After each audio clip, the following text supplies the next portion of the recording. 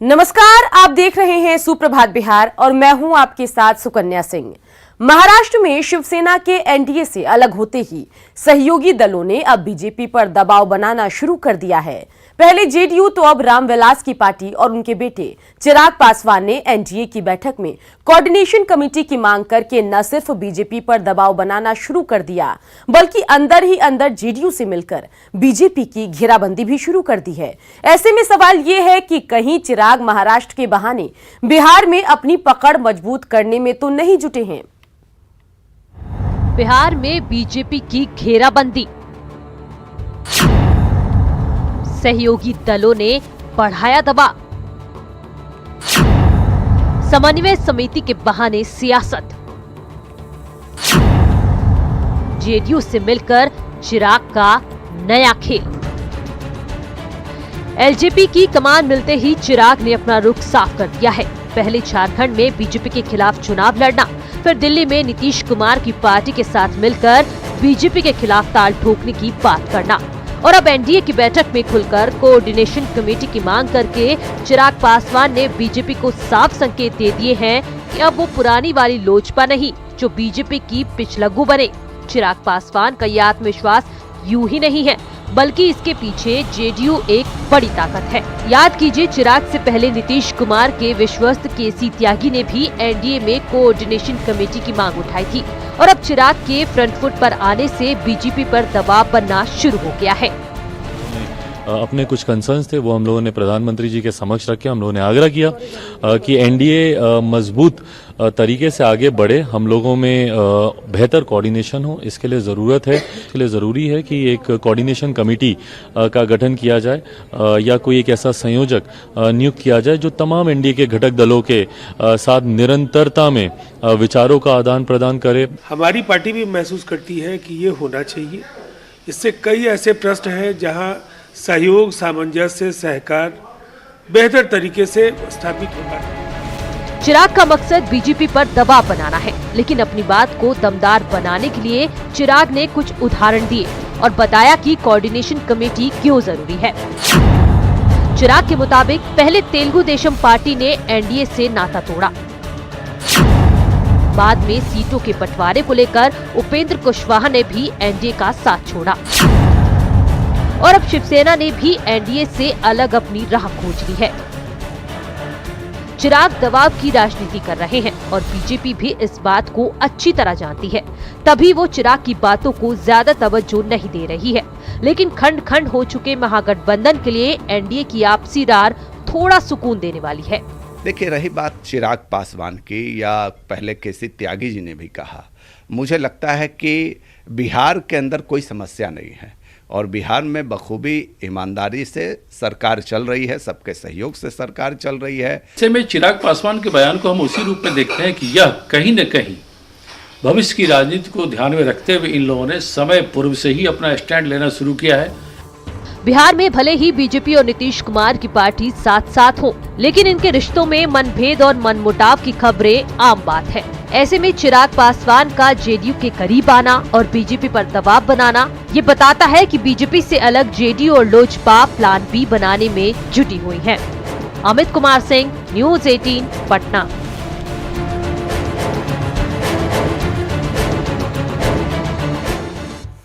बात पटना की, जहां निगरानी विभाग की टीम ने कटिहार में कार्यरत कार्यपालक अभियंता को 16 लाख रुपए घूस लेते गिरफ्तार किया। विजिलेंस की टीम को इंजीनियर की अकूत संपत्ति का पता चला, जो करोड़ों में बताई जा रही है। आरोपी इंजीनियर अरविंद कुमार ने सड़क प्रोजेक्ट के लिए 83 लाख की घूस की मांग की थी, जिसकी पहली किश्त के तौर पर वो 16 लाख रुपए ले रहा था। साल का सबसे बड़ा घूस कांड, निगरानी के हत्थे चढ़ा घूसखोर इंजीनियर।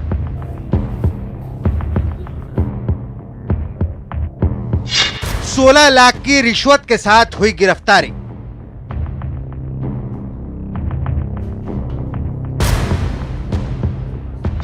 कटिहार का इंजीनियर पटना में गिरफ्तार। ये गुलाबी 2000 के नोट और ये 500 के नोटों की गड्डियां, ये वही 16 लाख रुपए हैं जिसके साथ कटिहार का घूसखोर कार्यपालक अभियंता रंगे हाथों पटना में पकड़ा गया। अरविंद कुमार को पटना में निगरानी की टीम ने 16 लाख रुपए के साथ गिरफ्तार किया। आरोपी इंजीनियर कटिहार में पथ निर्माण विभाग में पोस्टेड है। विजिलेंस की टीम को इंजीनियर के खिलाफ शिकायत मिली थी, जिसके बाद ये कार्रवाई की गई। कटिहार की एक कंपनी टॉप लाइन कंपनी है, उनके द्वारा शिकायत हमारे निगरानी विभाग में दर्ज कराई गई थी कि वहाँ के एग्जीक्यूटिव इंजीनियर हैं अरविंद कुमार जी, जो सड़क निर्माण से संबंधित हैं, उनके द्वारा काफ़ी बड़ी मात्रा में घूस की मांग की जा रही है। बताया जा रहा है कि आरोपी इंजीनियर अरविंद कुमार ने सड़क प्रोजेक्ट के लिए 83 लाख रुपए घूस की मांग की थी, जिसकी पहली किश्त के तौर पर वो 16 लाख रुपए ले रहा था। जिस वक्त निगरानी की टीम ने आरोपी के घर छापा मारा, ठीक उसी वक्त दूसरे फ्लैट में इंजीनियर के परिवार वालों ने तमाम सबूतों को मिटाने की भरपूर कोशिश की। जब ऊपर में उनकी गिरफ्तारी की कार्रवाई की गई तो इसकी आशंका इनके परिवार के लोगों को भी चल गई और उन्होंने बाहर से दरवाज़ा बंद करके एक बाथरूम में घर में जो भी बहुमूल्य डॉक्यूमेंट्स थे और पैसे थे उसको बाथरूम में रख करके जला दिया गया। हालांकि आरोपी इंजीनियर और उसकी पत्नी ने ठेकेदार पर फंसाने का आरोप लगाया है और खुद को बेकसूर बताया है। सर हमको फंसाया जा रहा है, एक पैसा भी सर हम नहीं लिए हैं, एक पैसा भी सर नहीं लिए हैं, फंसाया जा रहा है सर। ठेकेदार हमको 3 बार धमकी दे चुका है कि आपको फंसा देंगे। न्यूज 18 की टीम ने जब कटिहार के पथ निर्माण विभाग के ऑफिस से जानकारी जुटाने की कोशिश की तो क्लर्क ने बताया कि 2018 के बाद कोई टेंडर हुआ ही नहीं है। 2018 में 25 करोड़ रुपए का एक ठेका टॉप लाइन की कंपनी को दिया गया था, जो बीजेपी एमएलसी अशोक अग्रवाल की पत्नी उषा अग्रवाल के नाम पर है। अभी तो OPRMC से काम चल रहा है, इसके बाद और कोई एग्रीमेंट नहीं हुआ है। ये 14/8 को, मतलब पहले 18 में ही एग्रीमेंट हुआ था। अच्छा, उतना याद नहीं है, तिथि का याद नहीं है उतना। हो सकता है कि इंजीनियर को फंसाने की धमकी मिली हो, लेकिन इंजीनियर के घर में मिले ये नोटों के बंडल बताने के लिए काफी है कि लेन देन का खेल चल रहा था और ये सबूत है सिस्टम का हिस्सा बन चुके रिश्वतखोरी का। न्यूज 18 के लिए पटना से संजय और अमित सिंह के साथ कटिहार से सुब्रत की रिपोर्ट। पटना के बाद बात करते हैं कैमूर की, जहां कैमूर पुलिस ने मुखिया पति से 5 लाख रुपए रंगदारी मांगने वाले आरोपी को उसके सहयोगी के साथ गिरफ्तार किया। आरोपी शख्स मुखिया के गांव का ही युवक है। मामला कुदरा थाने के साहुका पंचायत का है। आरोपी युवक रोहतास के सासाराम में कोचिंग चलाता था। उसने मुखिया पति से 5 लाख रुपए की रंगदारी मांगी और इनकार करने पर जान से मारने की धमकी दी। पुलिस के सामने मुखिया पति ने आरोपी की पहचान कर ली, वहीं आरोपी ने रंगदारी मांगने की बात स्वीकार कर ली है। सब आ गए हैं, सभी पेपर करते हुए इस घटना में शामिल 2 अभियुक्तों को गिरफ्तार किया गया है। इसमें से जो एक अभियुक्त है वो मुखिया जी के गांव के ही हैं और सासाराम में रह के कोचिंग संचालन करते थे। बताओ, मोबाइल इनका था। हाँ, अमरदीप कुमार, जो जमताड़ा से लाए हैं। कितना रुपया का मांग किए थे? रुको, कितना रुपया का मांग किए थे, क्यों किए थे? सर, कोचिंग संस्थान चलाने के लिए। कितना? 5 लाख। बिहार में बदमाशों ने एक बार फिर पुलिस को खुली चुनौती दी। आरा शहर के बीचों बीच बैंक से 55 लाख लूटकर अपराधी फरार हैं। लूट की एक वारदात सासाराम में भी हुई। कारोबारी से बदमाशों ने दिन दहाड़े 7,44,000 रुपए लूट लिए। आरा में बैंक से 55 लाख की लूट। दक्षिण बिहार ग्रामीण बैंक में हुई वारदात। पैसे लूटकर अपराधी फरार।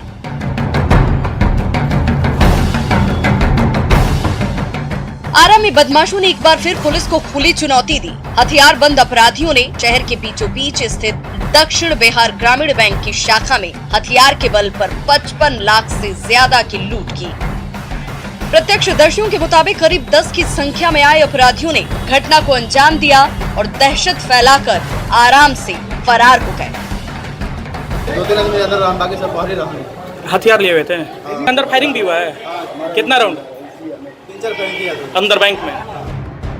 बैंक से दिन दहाड़े 55 लाख की लूट की घटना ने इलाके में सनसनी फैला दी। बाद में मौके पर भोजपुर एसपी सहित तमाम पुलिस के अधिकारी पहुंचे और छानबीन शुरू कर दी। लूट की वारदात सासाराम में भी घटी। बदमाशों ने पोल्ट्री फार्म कारोबारी से 7,44,000 रुपए लूट लिए। दरअसल भागलपुर के नौगछिया निवासी विपिन चौरसिया सासाराम में पोल्ट्री फार्म चलाते हैं। विपिन 7,44,000 रुपए लेकर बैंक जा रहे थे और तभी बाइक सवार अपराधियों ने पिस्टल दिखाकर उनका बैग छीन लिया और फरार हो गए। हमेशा की तरह घटना के बाद पुलिस भी पहुंची और मामले की जांच में जुट गई। हम लोग संभल नहीं पाए, गोली सिग्नल दिखाना शुरू कर दी हम सब पे। हम लोग संभलते बैग लेके बाहर गया। कितना पैसा था? 7,44,000। कहाँ से लेके आ रहे थे? शनिवार कंपनी के ऑफिस से आ रहे थे। सवाल है कि पुलिस हर घटना के बाद ही क्यों पहुंचती है और फिर जांच और अपराधियों की जल्द गिरफ्तारी का दावा भी करती है। लेकिन सवाल ये भी कि अगर अपराधियों को पुलिस से जरा भी डर होता तो क्या वो बीच बाजार स्थित बैंक में दिन दहाड़े 55 लाख की लूट करते। न्यूज़ 18 के लिए आरा से हिमांशु और सासाराम से अजीत की रिपोर्ट। उधर भोजपुर एसपी ने दावा किया है कि अपराधियों को जल्द गिरफ्तार कर लिया जाएगा।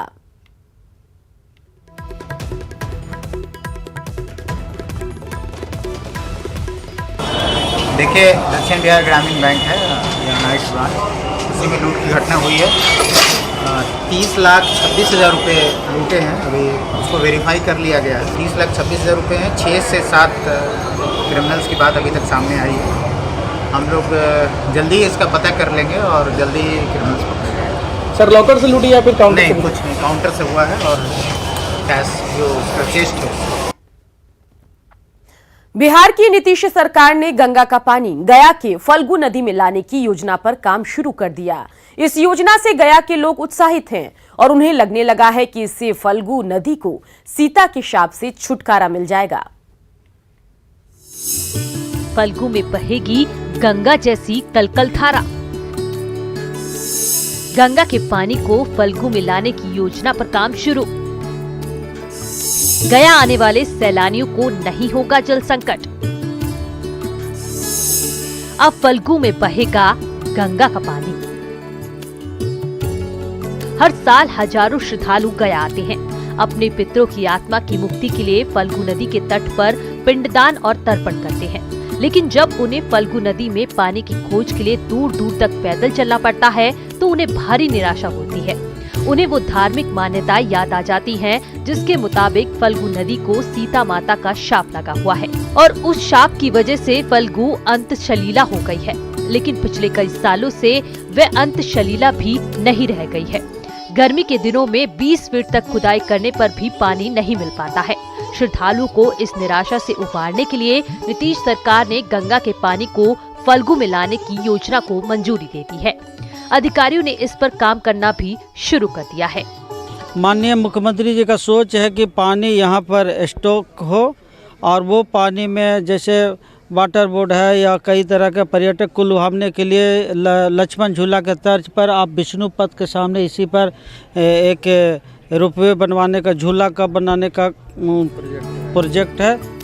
पूर्व सीएम जीतन राम मांझी ने इस योजना पर काम शुरू किया था, लेकिन उनके सत्ता से हटते ही वह योजना ठप पड़ गई। अब फिर से सरकार ने इस पर काम करना शुरू कर दिया है, जिससे लोगों में काफी उत्साह है। ये लगता है कि योजना आने के बाद उसके लिए जो अलॉटमेंट फंड वगैरह की जो सरकारी व्यवस्था है उस होने के पश्चात कार्य आरंभ हो जाना चाहिए। हम लोग इसके प्रति काफ़ी आशान्वित हैं। अगर वो पानी यहाँ आ जाती है, सालों भर पानी रहती है, तो पर्यटन की दृष्टि से और धार्मिक दृष्टि से और नगरवासियों की दृष्टि से तीनों से बहुत ही उत्तम है। गया और आसपास के इलाकों में भूगर्भजल का स्तर काफी तेजी से नीचे जा रहा है। ऐसे में गंगा का पानी फल्गु में लाने की योजना की सराहना पूरे इलाके में हो रही है। अब देखना है कि ये योजना कब तक धरातल पर उतरकर लोगों की उम्मीदों को पूरा करती है। अरुण चौरसिया, न्यूज़ 18, गया। चलिए बात कर लेते हैं सोनपुर की, जहां सोनपुर का ऐतिहासिक पशु मेला किसी जमाने में पूरे एशिया के सबसे बड़े पशु मेले के नाम से जाना जाता था, लेकिन ये ऐतिहासिक मेला धीरे धीरे अपना आकर्षण खोता जा रहा है। जहां कभी पंजाब, हरियाणा जैसे राज्यों से बड़ी संख्या में किसान आकर गायों की खरीद बिक्री करते थे, वहां अब गाय का बाजार नहीं बल्कि चंद खटाल दिखते हैं। गायों के चंद खटाल, उन खटालों में बंधी कुछ गाय और कुछ बछड़े। यही आज हकीकत है सोनपुर के ऐतिहासिक गाय बाजार की, जहां 1994 तक 4 से 5 हजार तक गाय बिकने के लिए आती थी। उस सोनपुर गाय बाजार में ग्रहण लग गया है। अब तो पंजाब और हरियाणा से उत्तम किस्म की गाय यहां बिकने के लिए नहीं लाई जाती हैं। हालांकि इसके लिए सरकारी स्तर पर प्रयास भी हुए, लेकिन समस्याओं का रोना रोकर वहां के किसानों ने यहां गाय लाने से मना कर दिया। अब तो यहाँ के गाय बाजार की कुव्यवस्था देखकर खरीदारों ने भी दिलचस्पी लेना छोड़ दिया है। यहाँ बजाता है 5 हजार मवेशी बिकता था एक दिन में, लेकिन आज 1-2 नहीं बिकता है सर। हम लोग झक मार रहे हैं। सब चीज तो हम हरियाणा को दे दिए, पंजाब को दे दिए, आप कुछ देते नहीं है। हम 10 दिन आपके मेला में रहेंगे, प्राइस कुछ नहीं दीजिएगा। हम किस लिए इतना खर्चा करके पशु का पालन करेंगे। सरकार से लेकर प्रशासन तक मेले में गायों की संख्या बढ़ाने को लेकर तरह तरह के दावे करते हैं, लेकिन मेले में पहुंच रहे किसान बिजली के एक बल्ब के लिए भी तरसते नजर आते हैं। पुरस्कार की बात तो छोड़ ही दीजिए, पानी तक भी मुहैया नहीं कराया जाता है। हालांकि अधिकारी किसानों के आरोपों को झुटलाने में जुटे हुए हैं। हमारे स्तर से जो जिला विकास स्तर से जो सुविधा देना, हम लोग लाइटिंग, ये सामियाना, ये सब सारा व्यवस्था हम लोग खुद दिए हैं। पानी, बिजली, सारा व्यवस्था हम लोग दिए हैं। कभी सोनपुर मेले की पहचान गाय बाजार के कारण ही हुआ करती थी, लेकिन आज गाय बाजार ने अपना आकर्षण खो दिया है। यहाँ पहुँचने वाले किसान जिला प्रशासन और सरकार की व्यवस्था से नाखुश हैं, लेकिन दूसरी ओर प्रशासन इन किसानों के आरोपों को झुठलाने में लगा है। लेकिन सच्चाई यही है कि केवल आरोप नहीं झुठलाए जा सकते, सच में किसानों के लिए बहुत कुछ करने की ज़रूरत है, और तभी सोनपुर मेला अपने पुराने दिनों में लौट सकेगा। कैमरा पर्सन मनोज के साथ संजय कुमार, न्यूज़ 18, सोनपुर, सारण। बिहार में बंगलों पर खूब सियासत होती है। अब सरकार ने माननीयों पर मेहरबानी दिखाई है और एमएलसी के लिए आधुनिक बंगला बनाया, जिनमें सभी तरह की सुविधाएं मौजूद है।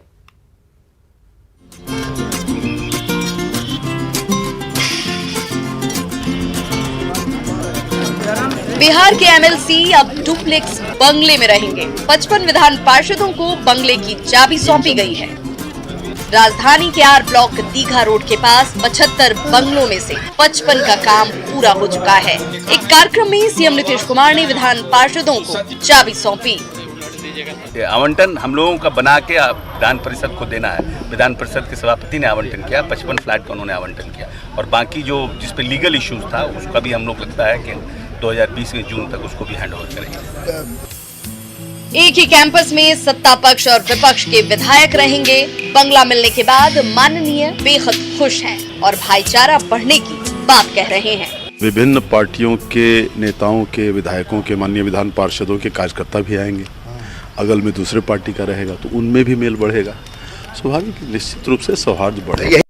मेरा मानना है कि एक कैंपस में रहने से, एक कॉलोनी में रहने से अगल बगल के लोग रहेंगे। अब मेरे बगल में एक तरफ बीजेपी है, जेडीयू के लोग रहेंगे, तो स्वाभाविक है कि अंडरस्टैंडिंग बनेगी। 116 करोड़ से ज्यादा की लागत से ये कॉलोनी बनाई गई है। बंगले 6 बेडरूम वाले हैं और इनमें सभी सुविधाएं हैं। इन भवनों को ग्रीन हाउसिंग बिल्डिंग कंसेप्ट पर बनाया गया है। कैंपस में एमएलसी हॉस्टल और कम्युनिटी सेंटर भी बनाए गए हैं। अमित सिंह, न्यूज़ 18, पटना। बात अब करते हैं पटना कॉलेज की। नैक की ग्रेडिंग में सी ग्रेड मिलने से पटना कॉलेज की साख गिरी है।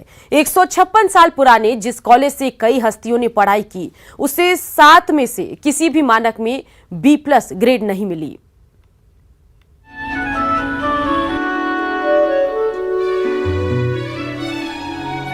पूरब का ऑक्सफोर्ड कहा जाने वाला पटना कॉलेज इन दिनों सुर्खियों में है। सुर्खियों में सुनहरे वर्तमान को लेकर नहीं है, बल्कि नैक की ग्रेडिंग से है। नैक ने 156 साल पुराने पटना कॉलेज को C ग्रेड दिया है, जिसके बाद चारों तरफ शैक्षणिक व्यवस्था को लेकर सवाल उठने लगे हैं। नैक ने 7 मानकों पर ग्रेडिंग की है। और हैरानी की बात ये कि किसी में भी B+ ग्रेड नहीं मिला है। सबसे शर्मनाक तो ये है कि पटना विश्वविद्यालय के इतिहास में अब तक किसी भी कॉलेज को ये ग्रेड नहीं मिला था, जो इस विश्वविद्यालय का सिरमौर कहे जाने वाले पटना कॉलेज ने हासिल किया है। इससे यहाँ के छात्रों में मायूसी और नाराजगी है। हम लोग का भी बहुत बुरा हाल है, यहाँ तक कि जो सोशियो वाले स्टूडेंट है मतलब ये रिसर्च स्कॉलर है वही हम लोगों का कोर्स पढ़ाते हैं, जबकि हम लोग का वोकेशनल टोटल टेक्निकल है। अभी तक यहाँ प्लेसमेंट के बारे में भी बताया गया है साइट पे। वैसे उसकी जिम्मेवारी लेता हूँ और मुझे खुद बहुत दुख है। मैं उस संस्था का छात्र रह चुका हूँ, मैं भी प्राचार्य था, पूरी कोशिश की, लेकिन कहीं न कहीं खामी है और दूसरों को मैं दोष नहीं दूंगा। मैं टीचर बंधुओं से कहूँगा वो खुद मंथन करें। तो पीयू के कुलपति निराशा जाहिर कर रहे हैं और शिक्षकों को नसीहत भी दे रहे हैं, तो वहीं प्रभारी प्राचार्य अपील में जाने की बात कह रहे हैं। लेकिन बड़ा सवाल ये है कि क्या इन हालातों में हासिल होगा केंद्रीय विश्वविद्यालय का दर्जा। न्यूज़ 18 के लिए पटना से रजनीश की रिपोर्ट। और इन सब के बीच आपको याद दिला दें कि आप न्यूज़ 18 सिर्फ 10 पैसे में पूरे महीने देख सकते हैं। आज ही अपनी DTH या केबल ऑपरेटर से संपर्क करें या फिर ऑनलाइन सब्सक्राइब करें। साथ ही बिहार की खबरों के लिए आप लॉगिन कर सकते हैं news18bihar.com पर।